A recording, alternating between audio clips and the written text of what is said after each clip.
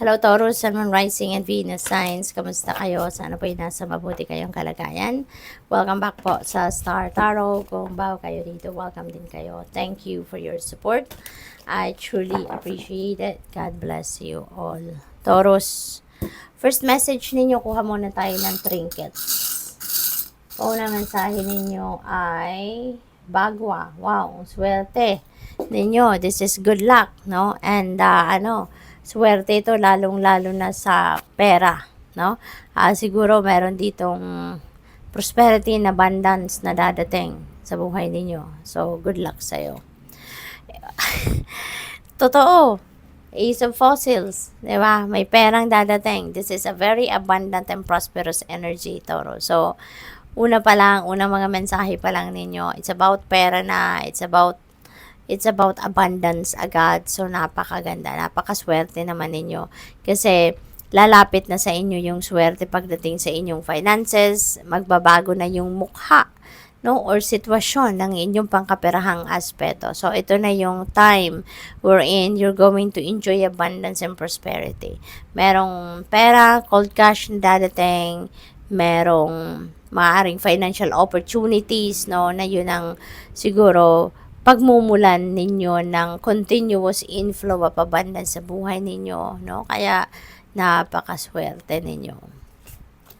We have a serpent, wow, the quickener. So, maaaring meron ditong, tawag dito, pagbabago na magaganap sa buhay ninyo.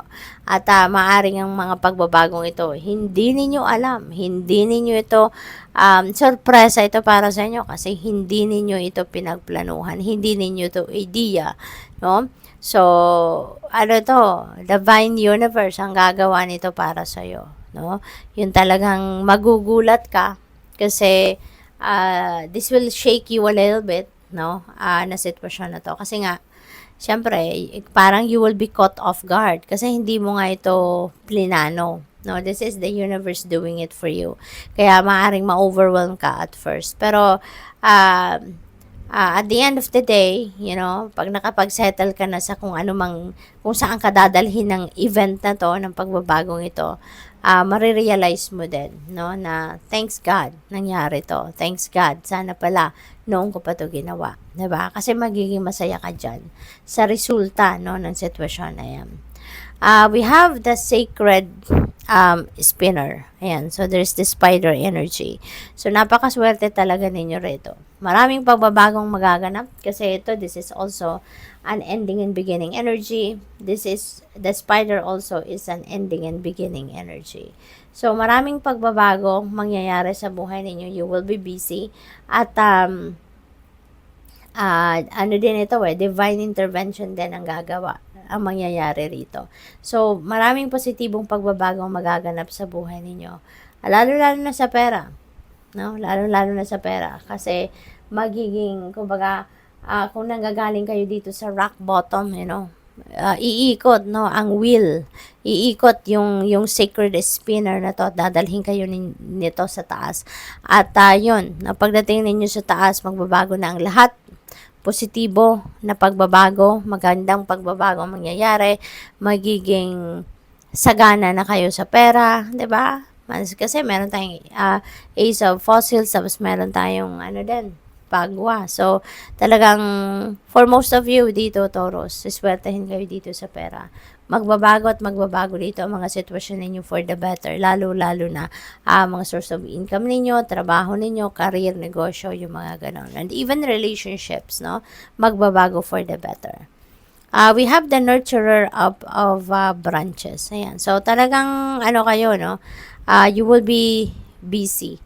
Kasi dito din sa nurturer of branches, ang magiging ganap dito, hindi kayo titigil hanggat hindi ninyo mapagtagumpayan ng isang bagay. Lalo-lalo na kung anong plinano ninyo. No? Kapag sinet ninyo sa isip ninyo, you're going to do anything and everything in your power para marating ninyo yung tugatog ng tagumpay. So, dito sa nurturer of branches, you are going to achieve kung ano man yung iniisip ninyo na gusto ninyong ma-achieve. We have Seeker of Fossils. Ayan. So, ang talino ninyo, Taurus. This is your energy. Ang talino ninyo. Kasi, Sa dami ba naman talaga ng pinagdaanan ninyo sa buhay, ang dami nyo nang natutunan. You've got a lot of wisdom, no, na napulot. You've got a lot of lessons learned in life, no? Taurus. Kaya sa ngayon, sigurista na kayo, natuto na kayo nadala na kayo in the past, no, sa mga nangyari siguro sa buhay ninyo dati. Kaya ngayon, natuto na kayo, wise na kayo, wiser na kayo, mas matalino na kayo ngayon. Kaya lahat, no, before you take any action, pinag-iisipan, pinag-aaralan, at nagre-research talaga kayo at hindi na kayo nagmamadali. Hindi na kayo yung impulsive, no, sa ngayon. So, which is really beautiful. Two of feathers. Ayan. So, may desisyon na gagawin kayo rito, Taurus. So, siguro that it's related to finances, no? Kasi parang finances ang nakikita ko rito na parang yun ang magiging core ng ninyo, sitwasyon ninyo sa ngayon. Kasi dito din, maaaring finances din dito ang pinag-aaralan ninyo. Maaaring ang pinagdedesisyonan siguro ninyo dito is about saan ninyo ilalagay ang pera, baka investment itong pinag-iisipan ninyo, or baka merong mga offers ng financial opportunities, 'di ba? Trabaho, career, mga ganon, no, negosyo, ventures, kung ano-ano na related sa money. So, siguro yun din ang kailangan ninyong pagdesisyonan sa ngayon. What else? We have seer. Yan, seer of fossils. So, definitely may opportunity. Tingnan mo to. Parang bumagsak sa kanyang mga kamay, sa raccoon, no? Yung pentacle or yung fossil na to. So, parang may offer na dadating talaga sa inyo pagkakaperahan ninyo. This could be a golden opportunity pagdating sa pera, Taurus, na napipick up ko rito. Kaya good luck sa'yo. Tingnan mo, parang dilat na dilat siya, 'di ba? Kasi maring nagulat siya na may dumating na ganong opportunity sa kanya, 'di ba? At maaring kaya siya parang may excitement siyang nararamdaman dito kasi maaring ito yung gustong-gusto niyang opportunity at yun ang dumating. Ten of Fossils, look at that. Happy family ito. Masayang pamilya, contented ng pamilya. So talagang, you know what, Taurus, maaring ito na yung financial breakthrough na hinihintay ninyo.